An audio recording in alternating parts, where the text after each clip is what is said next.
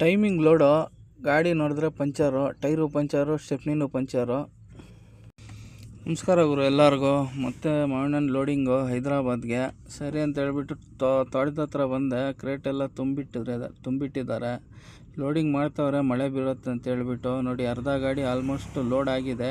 Time ಬಂದುಬಿಟ್ಟು 2:30-3 ಗಂಟೆ ಆಗಿಬಿಟ್ಟಿದೆ. ಆದರೂ ಇನ್ನೂ ಲೋಡಿಂಗ್ ಮಾಡಬೇಕು. ಗಾಡಿ ಅಂತೂ ಟೈಮ್ಗೆ ಹೋಗಬೇಕು.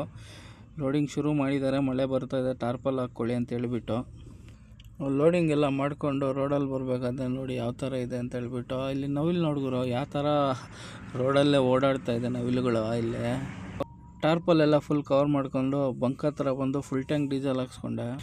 ಟೈಮಿಂಗ್ ಬೇರೆ ಇಲ್ಲ, ಗಾಡಿ ಕೊಟ್ಟಿರೋದೇ ಲೇಟ್. ಅವರು ಟೈಮಿಂಗ್ ಇಲ್ಲ, ನಿದ್ದೆ ಬೇರೆ ಬರ್ತಾ ಇದೆ. ಏನು ಮಾಡೋದೇನೋ, ಮುಖ ಎಷ್ಟು ತೊಳ್ಕೊಂಡ್ರು ನಿದ್ದೆ ಬರ್ತಾನೆ ಇದೆ. ನೋಡಿ ನಮ್ಮ ಅವಾಂತರ ಏನು ಮಾಡೋದು ಗುರು, ಟೈಮಿಗೆ ಇಡಬೇಕು. ಇಲ್ಲ ಅಂದರೆ ಬಾಡಿಗೆಗಳು ಕೊಡೋಲ್ಲ ಅಲ್ಲಿ.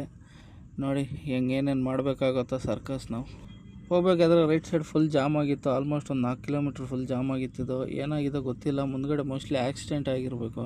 ಫಸ್ಟ್ ಟೈರ್ ಪಂಚರ್ ಆಗಿತ್ತು. ಟೈರ್ ಪಂಚರ್ ಆಗಿಬಿಟ್ಟು ಸ್ಟೆಪ್ನಿ ಚೇಂಜ್ ಮಾಡಿಕೊಂಡ್ರು. ಸ್ಟೆಪ್ನಿನೂ ಪಂಚರ್ ಆಗಿಬಿಟ್ಟೈತೆ. ಗಾಡಿ ನಿಲ್ಬಿಟ್ಟೈತೆ. ಟೈಮ್ಗೆ ಹೋಗಬೇಕು. ಗಾಡಿ ಏನು ಮಾಡೋದು ಸರಿ ಅಂತೇಳಿ ನಾನು ಸರಿ ಬರ್ತಾಯಿದ್ದೀನಿ ಇರುಗುರು ಅಂತ ಹೇಳಿದೆ. ಅಷ್ಟೊತ್ತಿಗೆ ನಮ್ಮ 67 ಗಾಡಿ ಅವರೇ, ನಮ್ಮ ಫ್ರೆಂಡ್ ಅವರು ಸ್ಟೆಪ್ನಿ ತೊಗೊಂಡು ಕೊಟ್ಟರು.